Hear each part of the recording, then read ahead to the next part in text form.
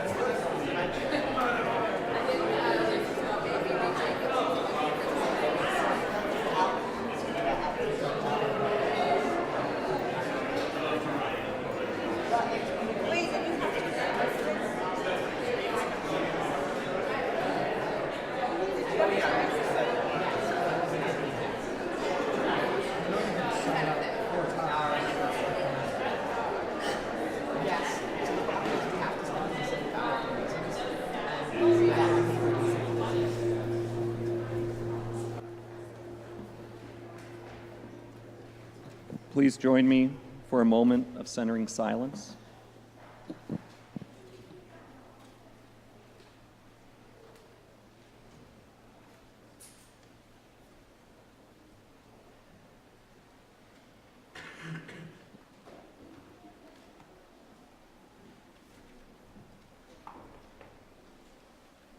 And please remain seated as we sing our in-gathering hymn number 377, which is also printed in the order of service.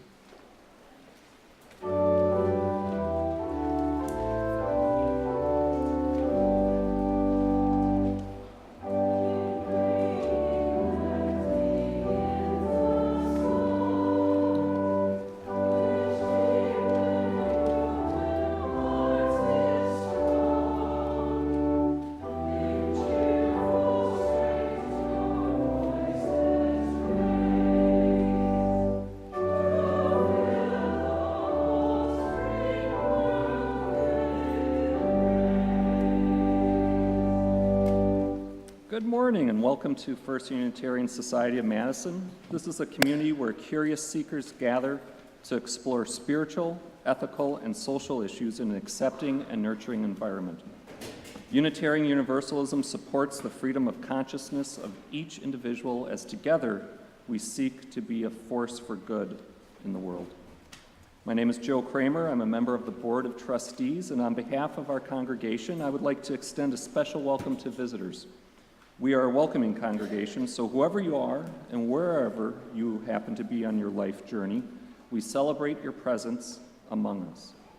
Newcomers are encouraged to stay for our fellowship time after service and to visit the library, which is directly across from the center doors of this atrium. Bring your drinks and your questions. Members of our staff and lay ministry team will be on hand to welcome you. You could also look for a person holding a teal stoneware coffee mug. These are FUS members who are knowledgeable about our faith community and who would love to visit with you. Typically, experienced guides are available to give a tour of our building after each service, so if you would like to learn more about the sustainably designed addition or our National Landmark Meeting House, please meet near the large glass window on the left side of the auditorium. And we welcome children to stay for the duration of the service. However, because it is difficult for some in attendance to hear in this lively acoustical environment, our Child Haven and the Commons are excellent places to retire if a child needs to talk or move around. The service can still be seen and heard from those areas. And speaking of noise, this would be a great time to silence all electronic devices that could cause a disturbance. So I'd like to now acknowledge those individuals who are helping our service to run smoothly. We have Mark Schultz on sound. Our lay minister is Ann Smiley. Our greeters were Hannah Pinkerton and Penny Morey. Our usher is also Ann Smiley. And for hospitality and the coffee that we will be drinking after service, Jean Hills and Trudy Carlson have been making that. Please note the announcements on the red floors insert in your order of service, which describe upcoming events at the Society and will provide more information about today's activities. In June, we're going to be saying goodbye to Reverend Michael Schuler, and in August, we will be welcoming a new interim minister. Why are we bringing in an interim minister? What's the process for choosing such a person? What are your hopes, dreams, concerns, and questions about the interim period?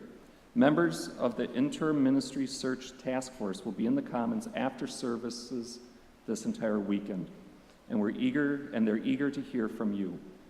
You can also read the latest update on the search process in the March newsletter. And I recently heard if you go up to the table and ask a question, there's a piece of candy that you'll be rewarded with. A little bit of an incentive.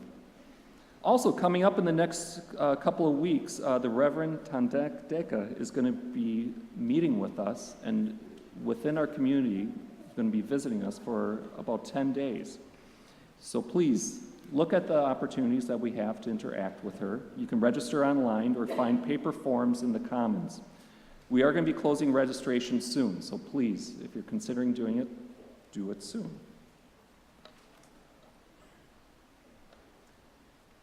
Again, welcome. We hope that today's service will stimulate your mind, touch your heart, and stir your spirit. Now we have the teen choir.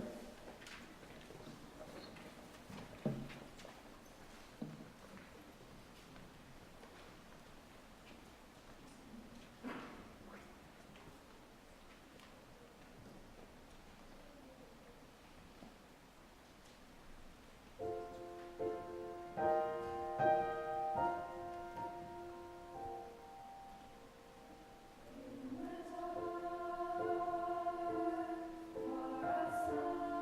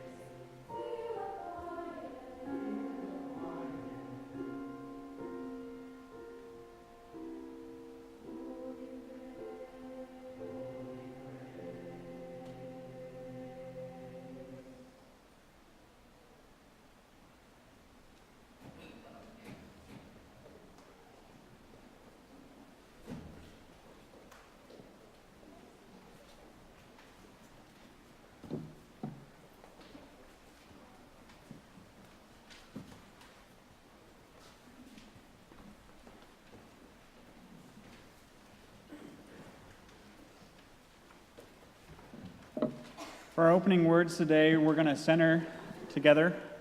This is a difficult sermon to deliver, a difficult one maybe to hear.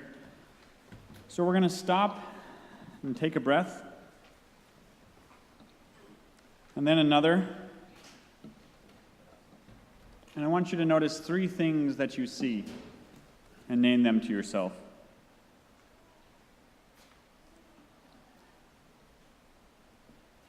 And then take another breath. And notice 3 things that you hear and name them to yourself.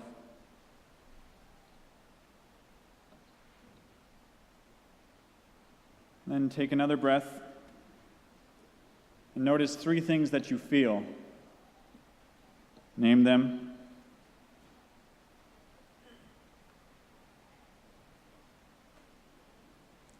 And take a breath.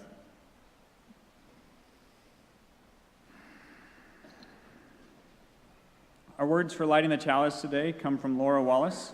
If you can rise in body or spirit and join me in reciting them, they are found in your order of service.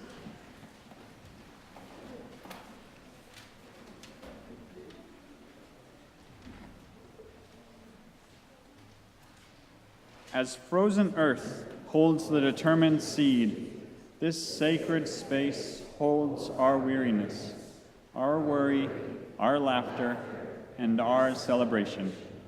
Let us bring seed and soul into the light of thought, the warmth of community, and the hope of love. Let us see together, hear together, love together. Let us worship.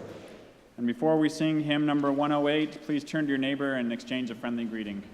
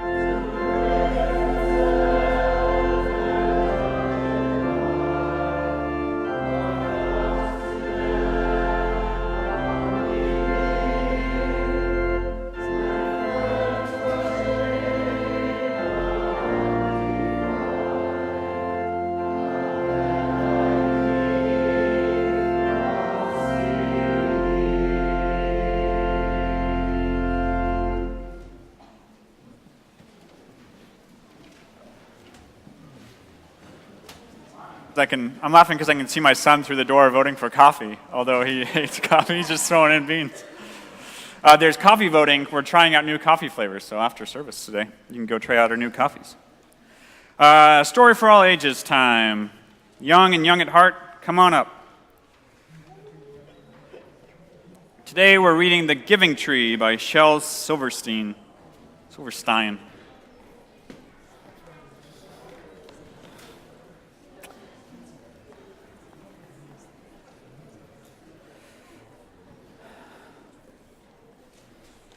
And I am going to ask questions of the kids and give them the mic, so if you do not want your kid to speak in public, do not send them up, I guess. I don't know.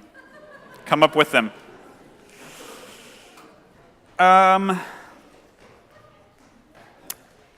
Shel Silverstein's The Giving Tree. Okay, you do know this one.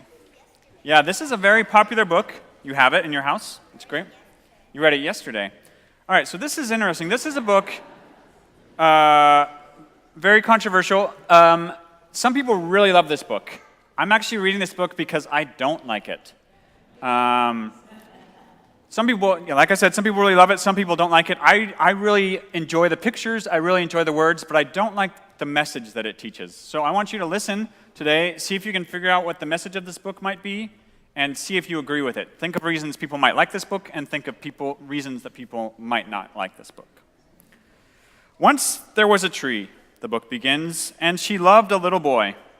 And every day the boy would come, and he would gather her leaves and make them into crowns and play king of the forest. He would climb up her trunk and swing from her branches and eat apples. And they would go play hide and seek. Has anyone ever played hide and seek? We had an argument in the last service that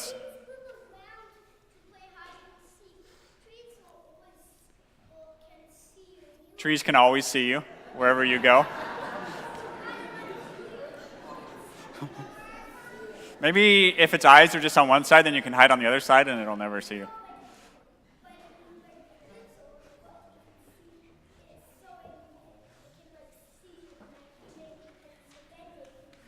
Yeah, if it can use its leaves to seek, like that, those branches to seek, then it's going to find you wherever you go, right?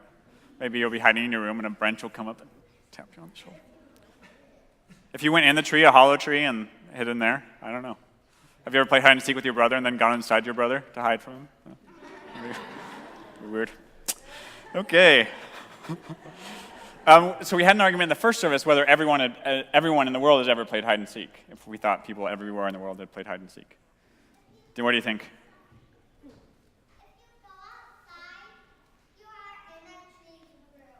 If you go outside, you are in the tree's room. That actually, it says that, it talks about that a little bit, actually. All right, so let's keep going. And when he was tired, he would sleep in her shade, and the boy loved the tree very much, and the tree was happy. But time went by, and the boy grew older, and the tree was often alone. Then one day, the boy came to the tree, and the tree said, "Come, boy, climb up my trunk, and swing from my branches, and eat apples, and play in my shade, and be happy." "I am too big to climb and play," said the boy. Is anyone here too big to climb and play? You gotten that point? You just don't play anymore? "I want to buy things," said the boy, "and have fun. I want some money. Can you give me some money?" Can anyone here give me some money? No? Donation? Oh, okay. "I'm sorry," said the tree, "but I have no money. I have only leaves and apples. Take my apples, boy, and sell them in the city. Then you will have money, and you will be happy." Does anyone want to be an apple seller when they grow up? No. Think there's good money in apple selling? I worked at Target. This is a true story. I worked at Target as a produce person, sold lots of apples. It did not pay well. "And sell them in the city. Then you will have money, and you will be happy." And so the boy climbed up the tree and gathered the apples and carried them away, and the tree was happy. And the boy stayed away for a long time, and the tree was sad. Can you all be sad trees? Aww. Then one day the boy came back, and the tree shook with joy and said, "Come, boy, climb up my trunk and swing from my branches and be happy." "I am too busy to climb trees," said the boy. "I want a house to keep me warm." I want a wife and I want children, so I need a house. Can you give me a house? I have no house, said the tree. The forest is my house. See that? Outside is my house. What's a forest? A forest is a whole bunch of trees, a big tree family. That is not a forest, that's a carpet. A forest, it's like a circle. It's just like a bunch of trees all together. That's a forest. The forest is my house, but you may cut off my branches and build a house. Then you will be happy. I don't know of too many houses that are built off with tree branches, but we can imagine. So the boy cut off her branches and carried them away to build his house. And the tree was happy.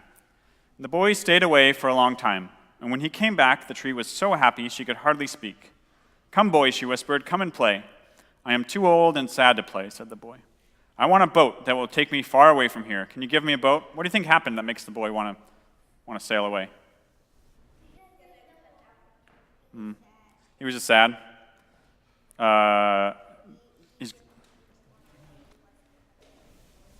He wasn't a kid anymore, so he's sad. Cut down my trunk and make me a boat, said the tree. Then you can sail away and be happy. And so the boy cut down her trunk and made a boat and sailed away. And the tree was happy, but not really. The boy came back again.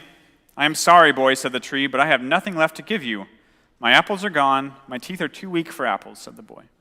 My branches are gone, said the tree. You cannot swing on them. I am too old to swing on branches, said the boy. My trunk is gone, said the tree. You cannot climb. I am too tired to climb, said the boy. I am sorry, sighed the tree. I wish I could give you something, but I have nothing left. I am just an old stump. I am sorry. I don't need very much now, said the boy, just a quiet place to sit and rest. Well, said the tree, straightening herself up as much as she could. Well, an old stump is good for sitting and resting. Come, boy, sit down and rest. And so they did. And the tree was happy. The end. So now I'm gonna ask you why you thought people might like this story. And we're gonna ask, this has been a request, we ask that, we know that laughing at children's comments is a sign of appreciation, but sometimes it's hard to have your comment laughed at when you make a comment in this. So unless you think the kid is trying to be funny, do not laugh at a comment, even if it's cute. And the kids, if people do laugh, it's just because they think it's cute that you have comments. Why would someone like this story? Why do you think? No, change your mind, Nico?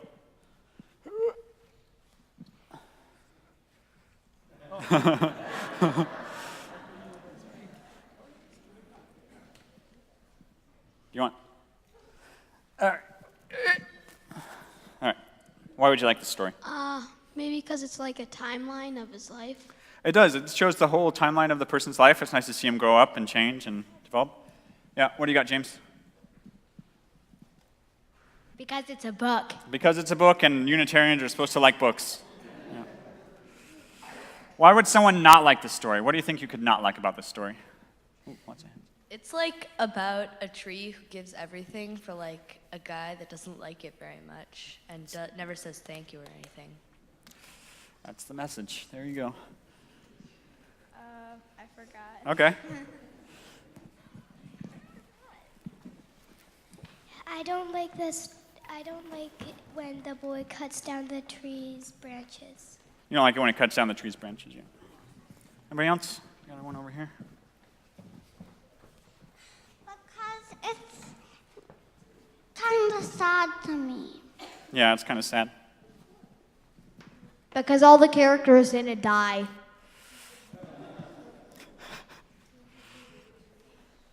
Because he gets really greedy. Because he cuts down the tree. Mm-hmm. All right, two more. Because he wants apples. Because he wants apples, yeah? The tree doesn't want him to love her and him to play on her, but he doesn't, and instead he takes everything. So is it nice to give? Do you like giving? Is it a good thing to give? Is it a nice thing to get sometimes and to get gifts? Do you think it's a nice life only to take things? Do you think it's a nice life only to give things? So giving is good, taking is good, but not doing just one or the other is kind of why I think this book is a little bit wrong. All right, before we go to classes, we're going to listen to one more song from the teen choir, and then you are free to go.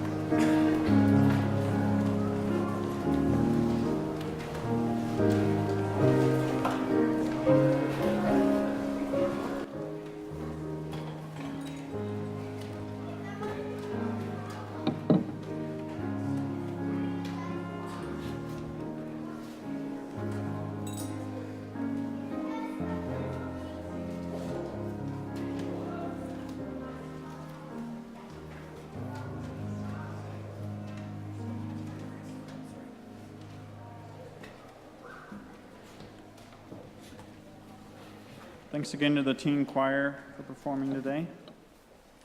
We are excited today also to have our friends of the Odyssey Project return to share with us.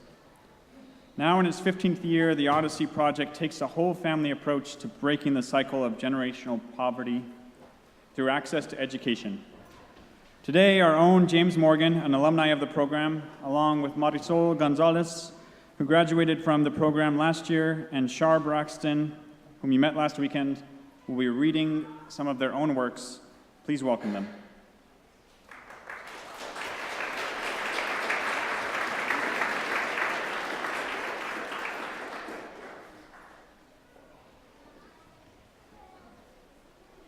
Well, it's still morning. Good morning, everyone.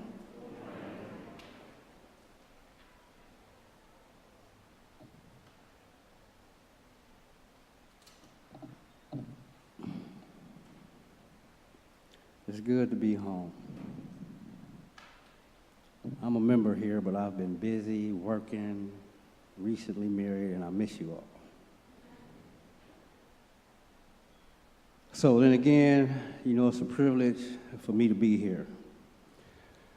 And I'd like to take a moment to thank you for what I know will be your generous contributions to the UW Odyssey program. Again, I'm one of its alumni, and I assure you, that the wealth of knowledge, experience, and support for every student involved is a life-changing experience. This day, I've been asked to speak to you about emotional labor. And it is a term that, up until a few days ago, was very foreign to me. So I want to thank you, TK, and I don't see our esteemed director here from the Odyssey Project, but I'd like to thank Emily Auerbach as well for helping me to put this into some context. But emotional labor, as I have experienced it, has centered on social and community justice issues. For a number of years, I've been working with those in our midst who, for all intents and purposes, have been invisible. The homeless, the previously incarcerated, single mothers and fathers looking for employment and other services within our community, who, for whatever reason, face difficulty in having their needs and the family needs met. I've heard of and witnessed people facing situations and circumstances on a daily basis that I guarantee you are heart-wrenching. Many times, I myself share those tears and that heartbreak with them. And until just a few weeks ago, when I was hired by the Madison Area Urban Ministries, or MUM, being in the midst of other people's crisis was not something that the larger society placed any form of monetary value upon. Truth be told, I don't think the society can or will fully compensate someone who gives time and attention to those persons whose hearts, souls, and minds have been damaged by our country's failure to live up to the democratic ideals most of us hold so dearly. Capitalism, at least as I understand it, does not take into consideration emotional impacts and outcomes relative to its individual citizens. Being emotionally present for others means having to know your own capacity to be vulnerable, to have an open ear, heart, and mind when helping others to cope or to learn how to cope with being depressed, angry, hungry, homeless, looked down upon, and as I alluded to a few moments ago, invisible. Emotional labor is the cost in its totality for those who, for whatever reason, find their calling in service to humanity. They ought to be more recognized and compensated for the work and self-sacrifice in the service of those most needy. That is what touched my heart when the concept of emotional labor was given to me. Now, I'm going to have to leave, but you all are going to hear a dynamic presentation by TK. I didn't share this earlier, but I want to share it now. And I'm going to kind of set the foundation for him by simply saying to you all, that some of the strongest men in my life have always been women.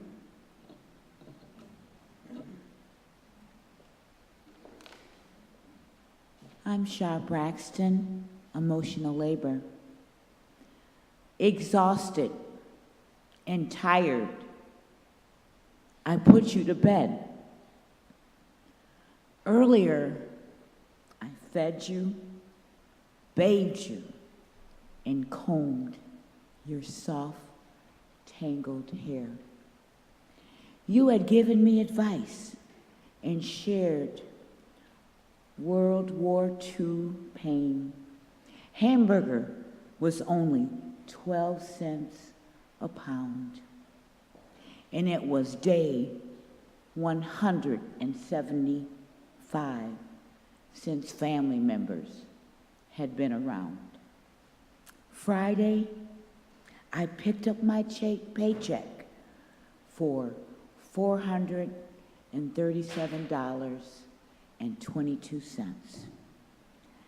I looked in your room, empty. I ran down to the dining hall, empty. I went to the TV room, empty. A staff member walked by and said, Mrs. Williams died at 2:47.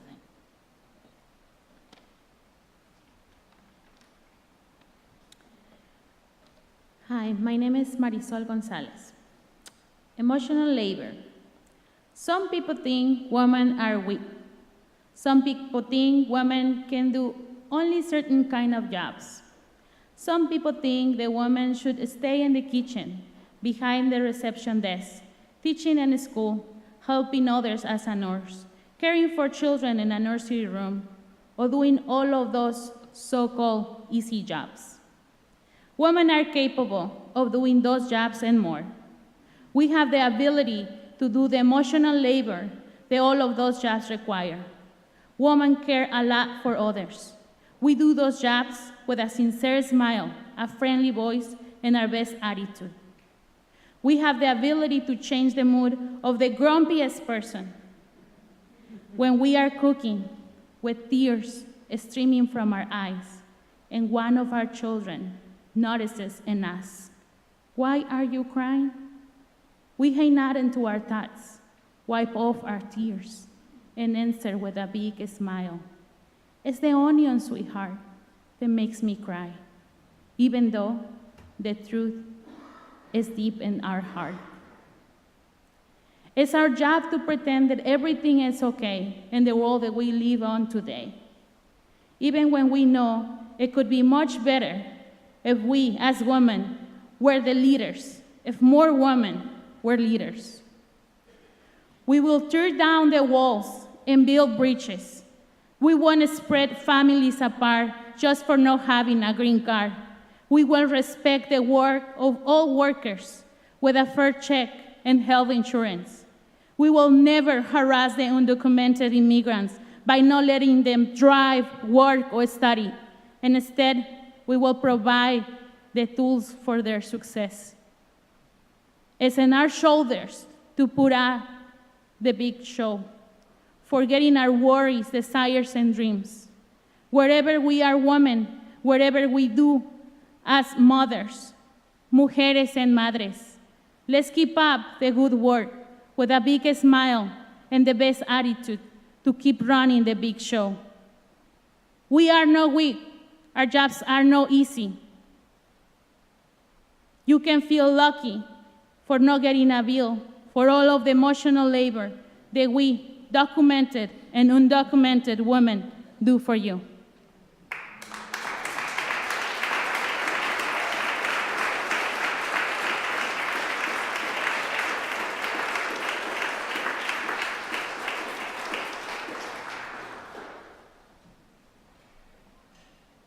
Please rise for hymn 140, Hail the Glorious Golden City.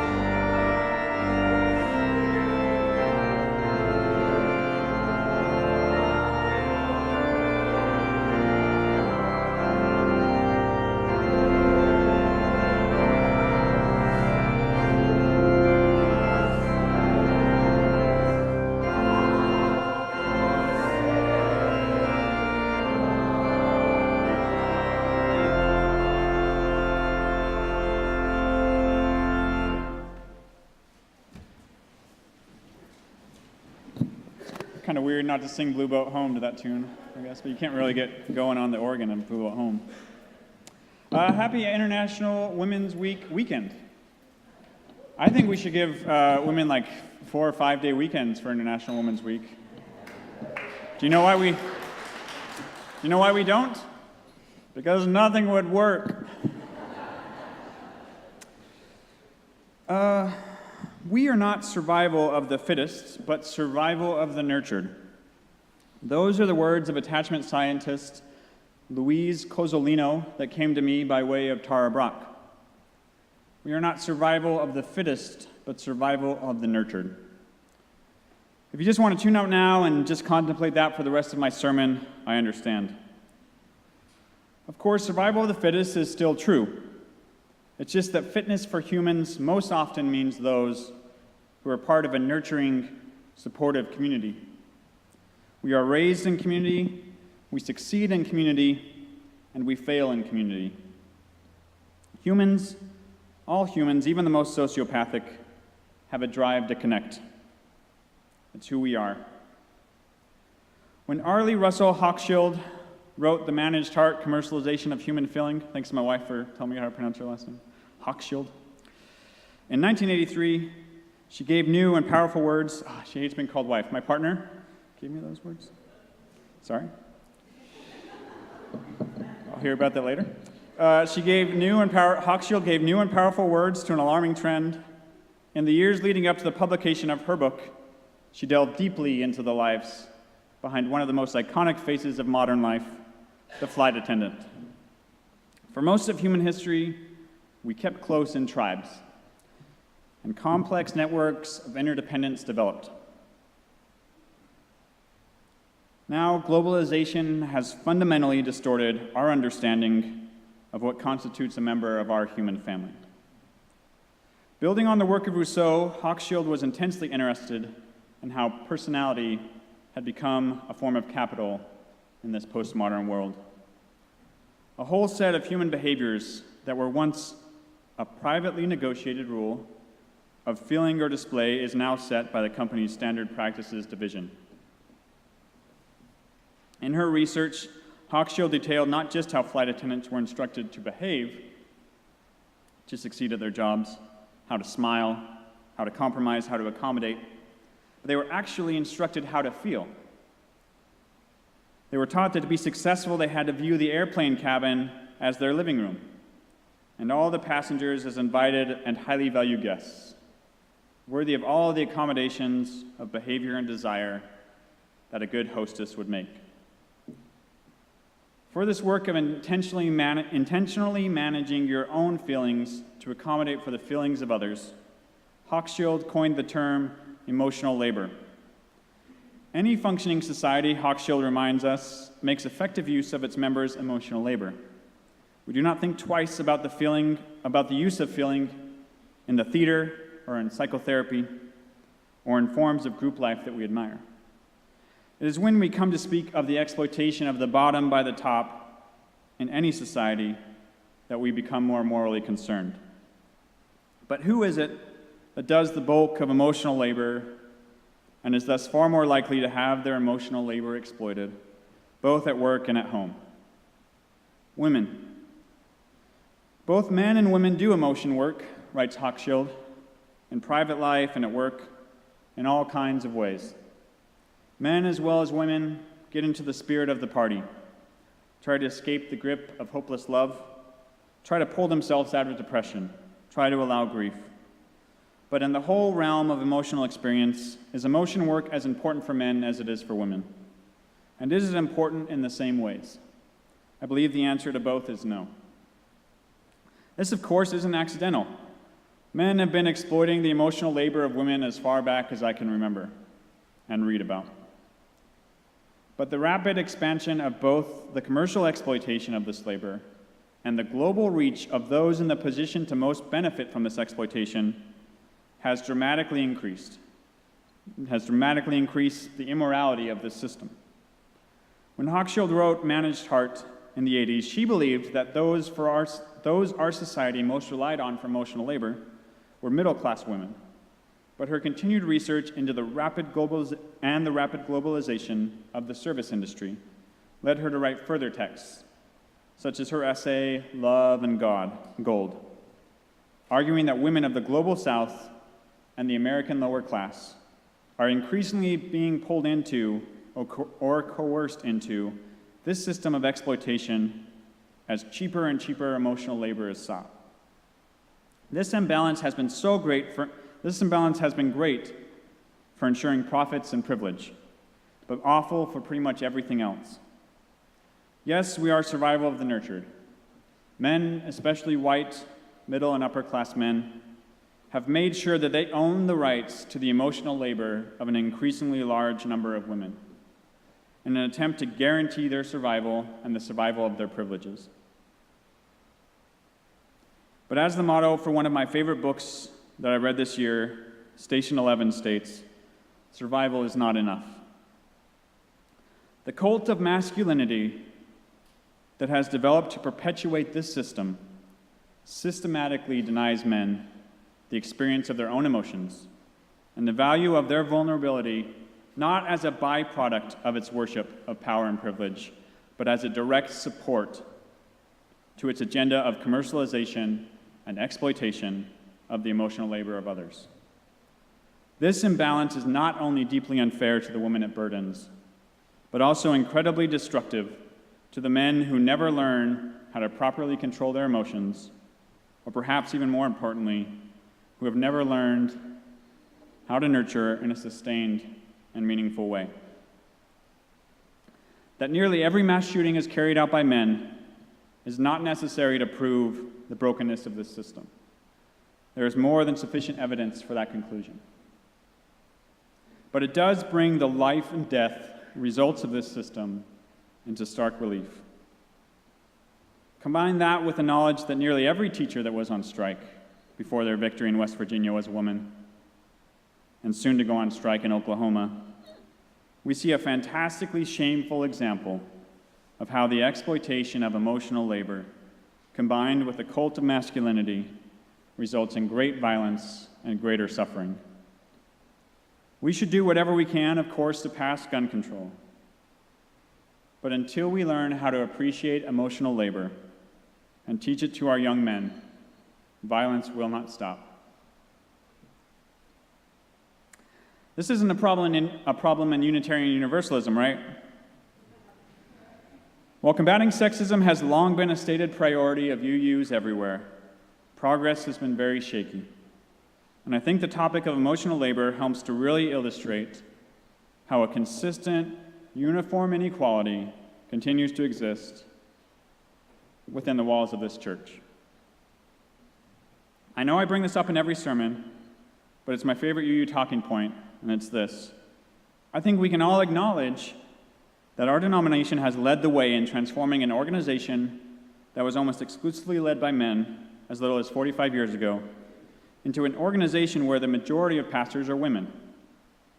And with the service of interim co-president Reverend Sophia Betancourt and now President Reverend Susan Frederick Gray, we are the only sizable denomination that I could find that has had more than one female president.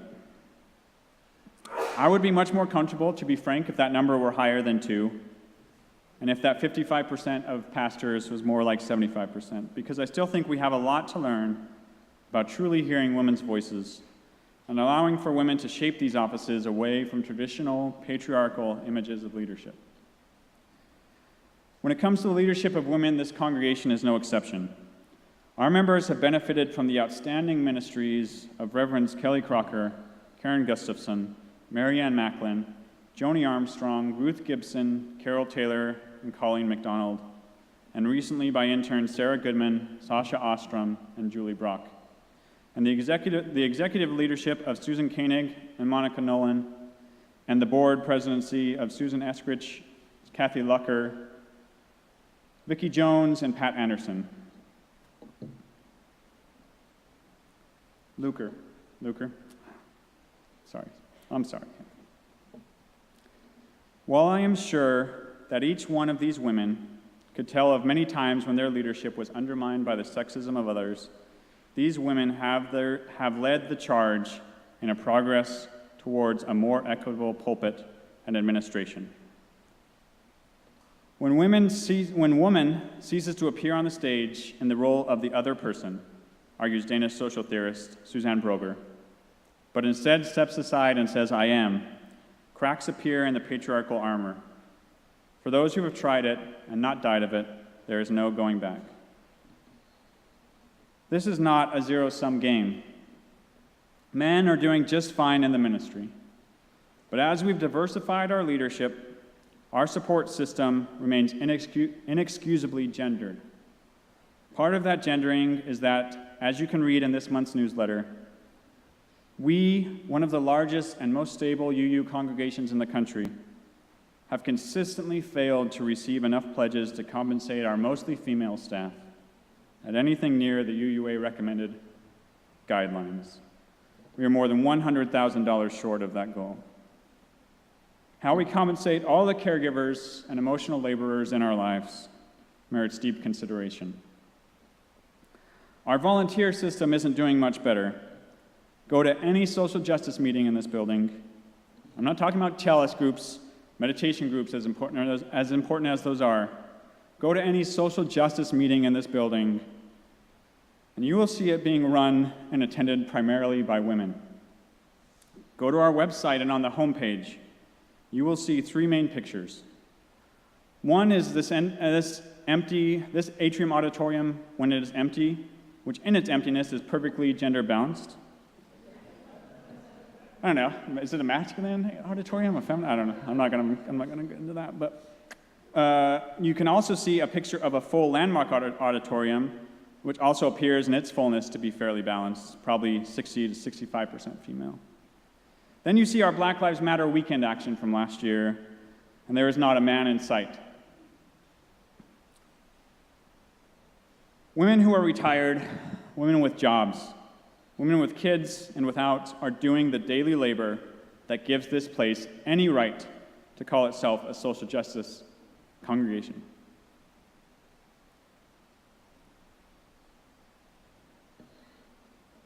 My email inbox is full every day with women sharing, women organizing, women contributing. And that's not to say that men aren't also making contributions. They are. Every man that makes coffee, every man that joins the knitting group, every man that plans the details, plants the garden, and picks up the compost, I salute you. Yes, okay, you're just doing the work that women have been doing forever, but you're doing it when the other men aren't. And that means that you've been thinking and feeling and changing. Now, maybe we could find some programs that directly appeal to male interests to get men to show up more often, and get a bowling team together or something. But when we can't get men to show up for social justice, at the heart of what it means to be a UU, we need to ask ourselves, is it the programs or is it the men? We are about to enter into a time of stress and growth for our church. My fear for this congregation is that when this gap opens, only women will step up to fill the void, overburdening the already overburdened. I know it might be a hazy line between between school violence and showing up for social justice events, but I believe the common connection of fear of vulnerability and disconnection from emotions tie those two together in a direct connection, a connection that must not be ignored. One of the reasons for the hope that is within me on this issue is that it seems like the generation coming up is getting pretty sick of this paradigm. When you look at the students from Parkland organizing, when you go to a Black Lives Matter organizing meeting, you'll see that the gender balances are shifting. Women are in charge, men are supporting. Not all the way, but they are shifting. We have today some very fine students from West High School tabling in the atrium, in the commons. They're fantastic to talk to. I'm very grateful that they stayed for the second service. Go talk to them, listen to them, see what you can do to support their walkout this week in protest of gun violence.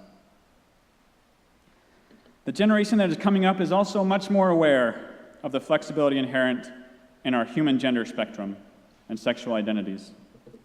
I know I've had a lot of man and woman talk today, and I think that's partly because I myself am still caught up in the old ways of thinking. It's essential that we recognize how this man versus woman problem exists, partly because we allow so much of our society to be shaped in exactly those terms. According to a recent study by the J. Walter Thompson Innovation Group of 13 to 20-year-olds, less than 50% of them identify as completely heterosexual, as opposed to 65% of my millennials. 56% said that they knew someone that used gender-neutral pronouns compared to 40% of people my age. They, them, Z, or others. And 70% said that they support providing consistent access to gender-neutral restrooms. Now, make no mistake, it takes some emotional labor to do the work of living in a world where you can't assume the sexual or gender identities of anyone you meet. It takes some emotional labor to work on learning people's preferred pronouns. But it is nothing compared to the emotional labor. It is nothing compared to the emotional labor that we have foisted on queer people who have to go through the world carefully guarding their true selves because they have no idea who they can trust. Any bit of the emotional labor that we can take on in meaningful and informed ways should be a welcome effort for anyone who cares about making this world a more nurturing place. That is why we are going to begin, as was announced in our newsletter, offering pronoun stickers for anyone, no matter their pronouns, if they wish, to put a sticker on their name tag.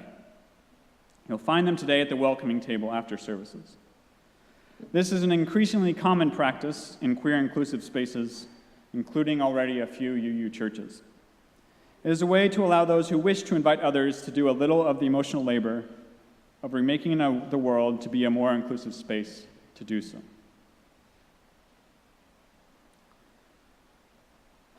Deep breath. I know that I am not preaching to the choir here. I'm preaching to a mirror. I'm not the most emotionally intelligent person around. I'm not usually great at sharing or opening up.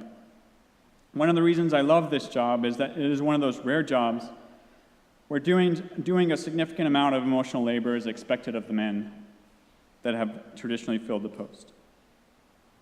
The only place growing up where I ever saw my dad get emotional or share his emotions was behind a pulpit when he shared a brief glimpse into his spiritual life. Of course, these types of jobs are always better compensated in prestige and pay than similar posts held by women. But still, as I work here, I find myself often even less emotionally available at home. Shifting child care burdens onto your partner while you struggle through writing a sermon on emotional labor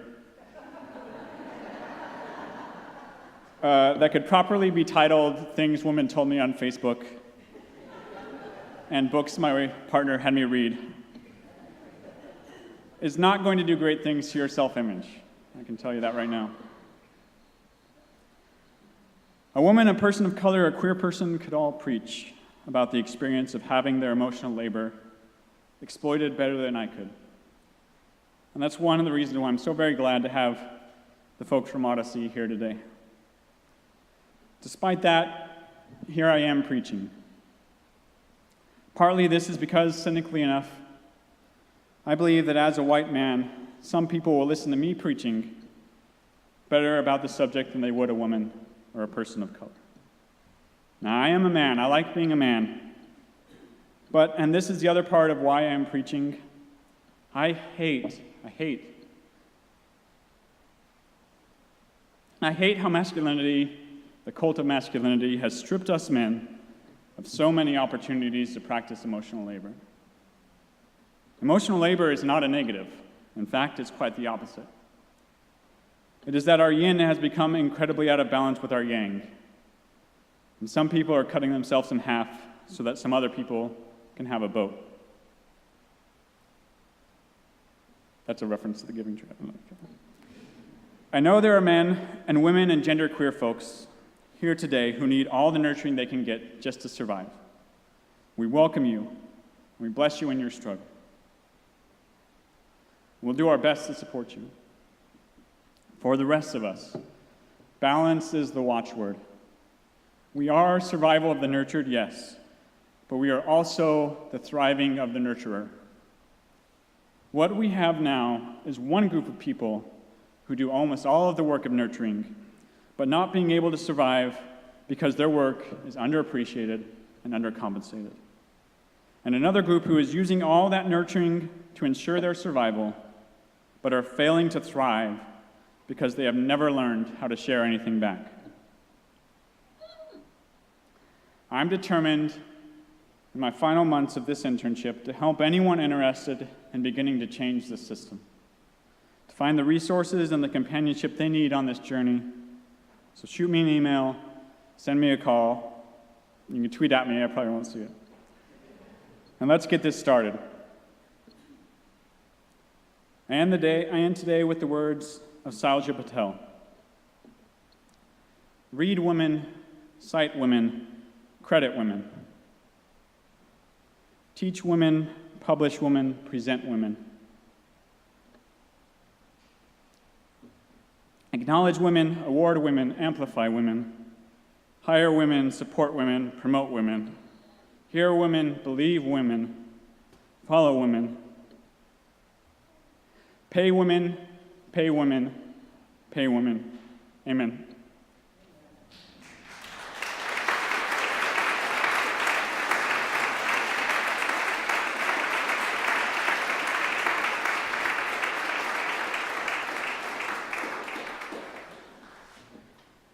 Our offering today goes to the Odyssey Project. Adults living near the poverty line level are offered in the Odyssey Project a chance to start college for free through a 6-credit, 2-semester evening course in South Madison introducing great works of literature, philosophy, and history. Students improve their writing, reading, and critical thinking skills, find a voice, and obtain a new sense of hope. Graduates of the Odyssey Project have moved from homelessness to master's degrees, from incarceration to meaningful work in the community. Please be generous.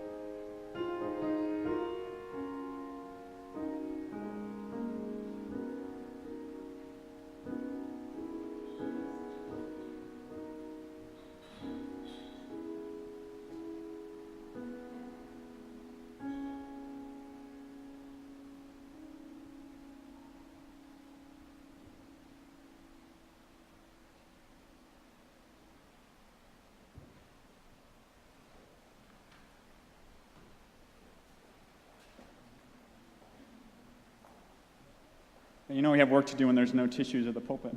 We're now going to have a very fine video from our annual campaign, folks. Please enjoy. It's very nice.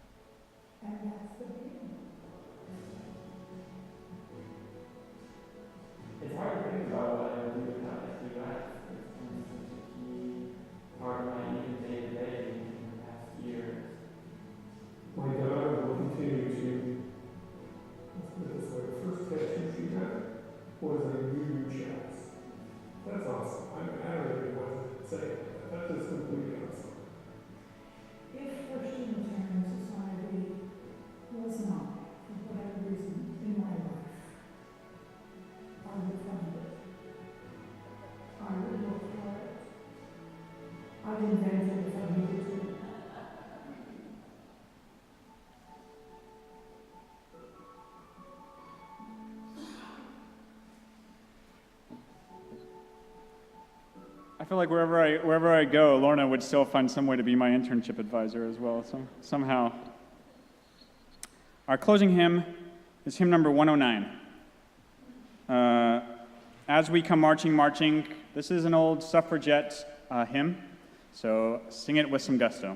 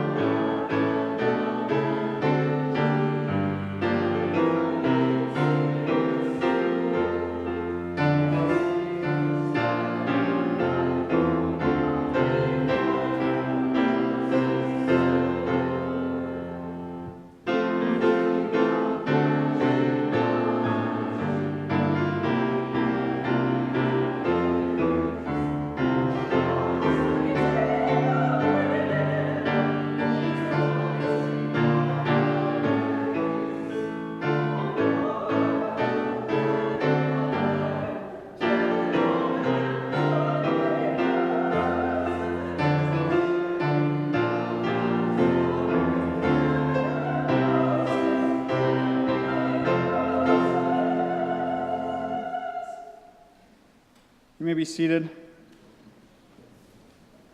Our benediction today comes from Clarissa Pincola Estes from Women Who Run with Wolves. The doors to the self are few but precious. If you have a deep scar, that is a door. If you have an old story, that is a door. If you love the sky and the water, so much you can almost not bear it, that is a door. If you yearn for a deeper life, a full life, a nurtured life, that is a door. Go in peace, and please enjoy the postlude.